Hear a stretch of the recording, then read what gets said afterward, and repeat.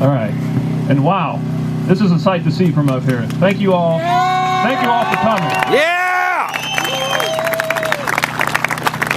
Now, if any of you didn't hear, the microphone, I think, cut out. I'm Gabe Lanz, and I'm the director of the Iowa chapter of Oath Keepers.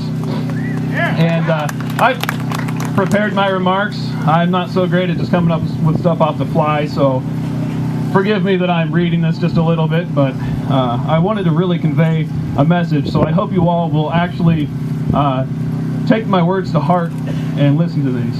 So I'm just going to go ahead and start.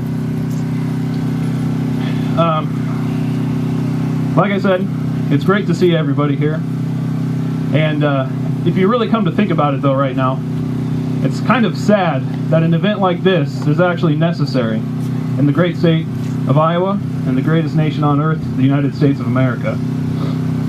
I would love nothing more than to stand up here and give an encouraging speech, painting a scenario for an even freer country for future generations than any before us. Unfortunately, I don't feel that I can.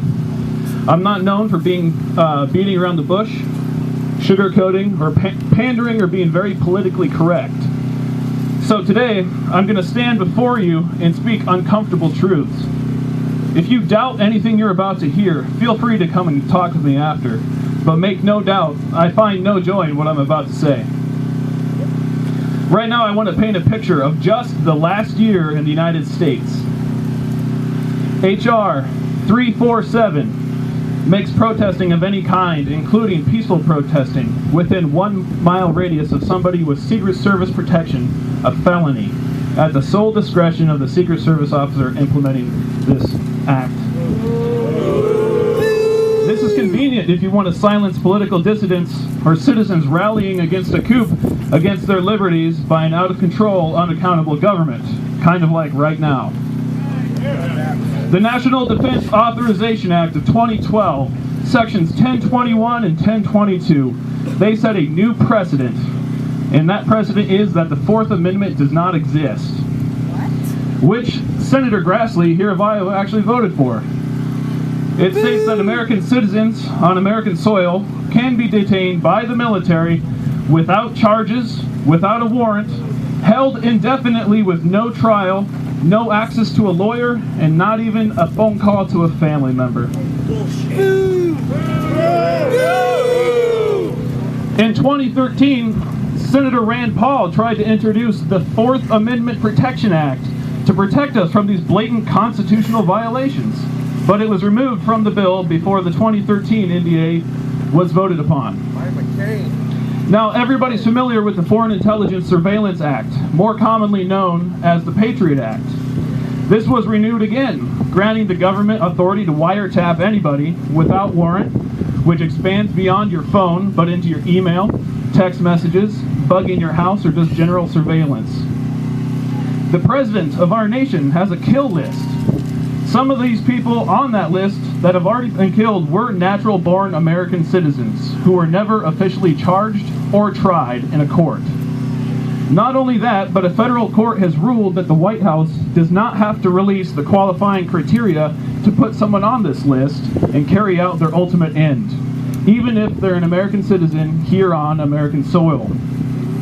Attorney General Eric Holder gave authority to the National Counterterrorism Center to create and store a dossier on every single American citizen, whether they're suspected of a crime or not, to be used against you in the court of law should the needs conveniently arise. A program that passes beyond our borders into other countries called Trapwire can access any camera tied to an internet connection and use facial recognition algorithms to identify, locate, and track anyone. The TSA has expanded into bus stops, train stations, and even random highway checkpoints, subjecting Americans to random stops, searches, and further invasions of privacy. A bill has been signed allowing domestic unmanned drone use in the United States for almost any agents, federal or local, projected to have 30,000 drones in the air of the United States by the year 2020. A smorgasbord of federal agencies have procured contracts for literally almost 2 billion rounds of ammunition, specifically hollow point, which I find is strange because hollow point has been specifically banned for use in war in the Geneva Convention, which logically leads one to wonder, what does the Social Security Administration, yes, the Social Security Administration need with 174,000 jacketed hollow point bullets? Why does the government need additional ammunition to the tune of 5 bullets for every legal man, woman, and child in the United States? The Department of Homeland Security lists soldiers returning from combat zones as the greatest domestic terror threat to our nation. Boo! Yeah. That's awesome! And on top of that, here's some other officially listed potential terrorists. Americans who believe their way of life is under attack. Americans who are fiercely nationalistic as opposed to universal or international in orientation. People who consider themselves anti-global. Or Americans who are reverent of individual liberty. So congratulations, everybody. Every single one of you here are more than likely fitting into at least one of those groups. You have made the official list. So, now, farms across America are being raided by federal agents and shut down for selling raw milk to consenting individuals who wish to purchase it, or for selling naturally grass-fed beef, even though they were being raided because they weren't authorized for consumption by the FDA. This is just 1 year, people. I could go on and on and on. But my point is, anyone who says their freedoms or liberties in this country are not being violated, aren't disappearing or threatened, is in desperate need of an education. Now I ask, what is left that the government is not doing right now, or has done, that keeps it from doing whatever it wants and being considered tyrannical? What? Well, I'll tell you what. Crippling disarmament of the citizens.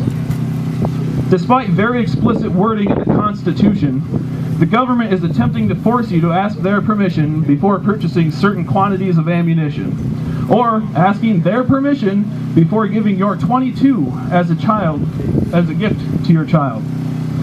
They're attempting to tell you that the gun you legally purchased last week, or the standard capacity 30-round magazine for it, makes you a felon. They're attempting to tell you that from their ivory dome in Washington, D.C., that they know how to better defend your home than you do. They're telling you that even though they are too incompetent to do the most basic tenets of their jobs and approve a budget, not even a balanced budget, that they are all now magically weapons, security, home defense, shooting sports, and ammunition experts, and they're going to tell you what you need and what you don't need to protect yourself. No, they're not. They're telling you that even though you pay their salary and in turn pay for their armed guards, some of which are 24/7 security details,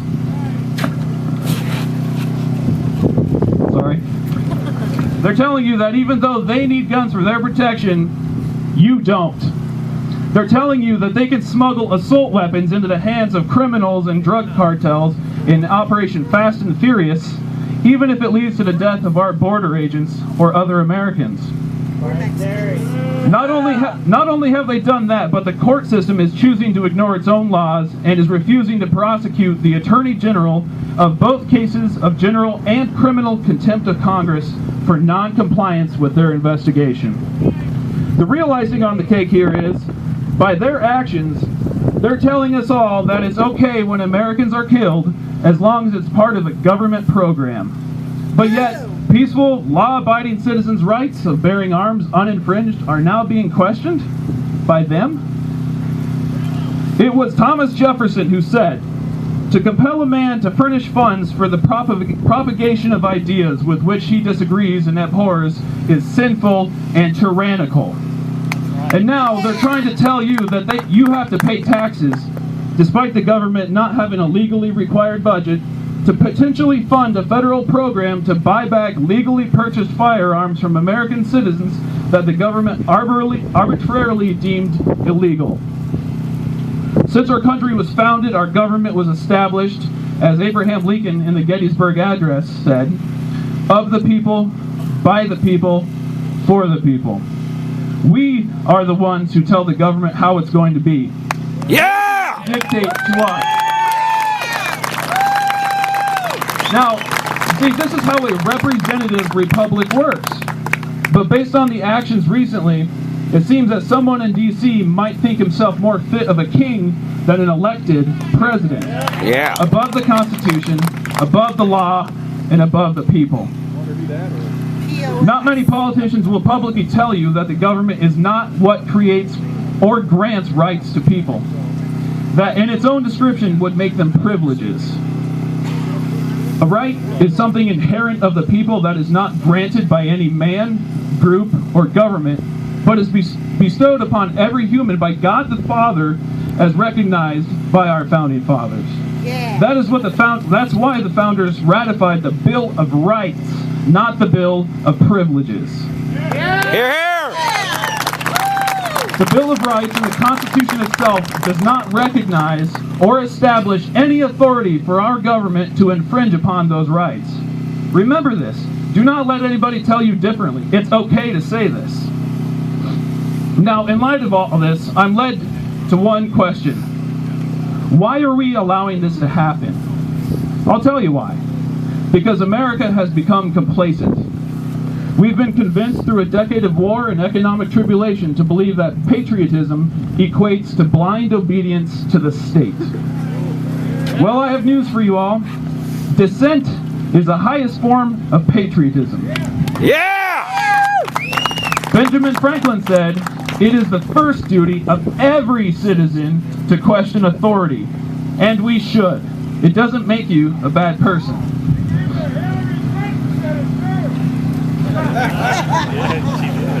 I recently spoke to the Des Moines City Council and made it very clear the wording of the Second Amendment and the dictionary's definition of those words.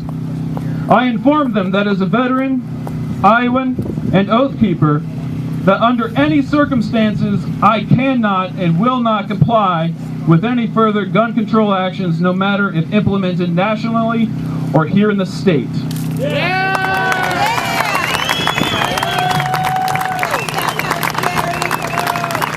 Now, while it wasn't surprising and more saddening than anything, the only city council member to even comment on what I had to say, he said he didn't really agree. Yeah, imagine that. Who is it? When I addressed the city council, not only did I communicate a message, but I did first what I'm now asking and expecting all other Iowans, veterans, local and federal police agencies, and Iowa legislators to do. In America, we expect people to lead by example. So that's exactly what I did. I set an unapologetic standard for actual support of the Constitution. I challenge all veterans, police, sheriff, state patrol, federal agents, and especially our politicians to meet or exceed this standard. For it wasn't set by me, but by our founding fathers and the Constitution itself. Yeah!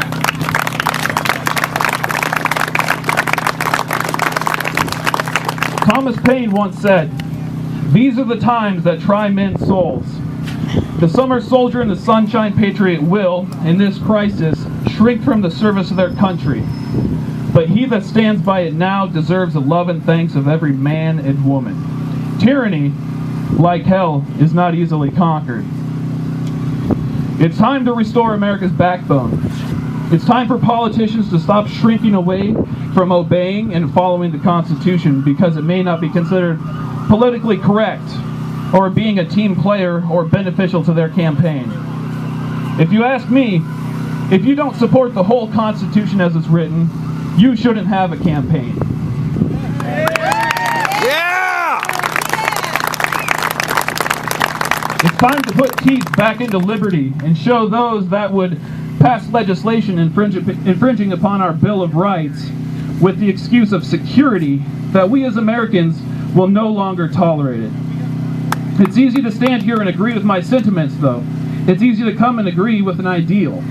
But I'm asking for you to do more than just come to a rally now and then and listen to a speaker, or just share the occasional Facebook post. I'm asking for you in the words of Patrick Henry, to guard with jealous attention the public liberty and suspect everyone who approaches that jewel. Unfortunately, nothing will preserve it but downright force. And whenever you give up that force, you are inevitably ruined. I stand before you today encouraging you to be bold. I'm asking you to rekindle your jealous attention of public liberty and unapologetically suspect absolutely everyone who would dare to infringe upon it. I'm asking you to become more active, if you aren't already, and actually take the time to call your representatives. I'm asking you to program their numbers into your phone and give them a very clear and concise explanation of what you expect and what you will not tolerate. I ask you to start attending city council meetings and getting involved locally with the issues that affect you directly. You can watch national news all you want, but nothing is more affected by your actions in local government. With technology, it's never been easier to get information or get involved, and there's no excuse. It's not always entertaining, it's not always convenient, it's not always fun, but as an American, we have inherited the best ability to affect our future's freedoms through government than any nation in the history of the world. It's our responsibility to protect that ability for future generations at all costs. Now, if we ultimately fail our founding fathers and lose our liberties, freedoms, and rights, as I have explained is already happening to an extent that we don't fully know, then we have no one else to blame but ourselves. We have no one to blame for our lack of vigilance and taking for granted what men fought and died for to benefit us since 1775. My friends, we must take back what has been lost. We must turn words into physical action. We must recognize our own ignorance and turn it into education. We must discard rhetoric and discover physical truth. We must rid ourselves of doubt and turn it into courage. We must drive out hypocrisy at all costs and elect honesty and integrity.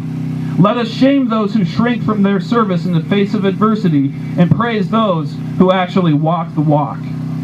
I stand here and demand a higher level of professionalism and excellence from our legislators. No more games. I expect everyone here to raise your bar of expectations in conduct and voting from all of our senators and representatives. Google them, add them on Facebook, draw attention publicly to bad votes, watch them, and hold them accountable. Don't compromise. If they fail, we must vote them out with prejudice. Bad legislators become bad legislation, people. I abhor you as we do not have much time left, that if you were to ever care and get involved, it is not unrealistic to say that it may be now or never. Now, I encourage all of you to join active local groups like Oath Keepers, the Iowa Minutemen, the Campaign for Liberty, or other fine organizations who are honest and courageous in what they do and representative of a real defense of liberty. These next words have been said before, but today they are more true and important than in any of our lifetimes. In this time of trial, let it not be said that we prefer the calm of despotism to the tempestuous sea of liberty. Let it not be said that we would not sacrifice liberty for security in making ourselves deserving of another. Let it not be said that we gave in to evil, but proceeded ever more boldly against it. Let it not be said that no one cared, that no one objected, once it's realized that our liberties and wealth are in jeopardy. Let it not be said that we did nothing. Now, in conclusion, I want you to remember, this is our republic, but only if we can keep it. Yeah! Thank you for your time. Woo! All right!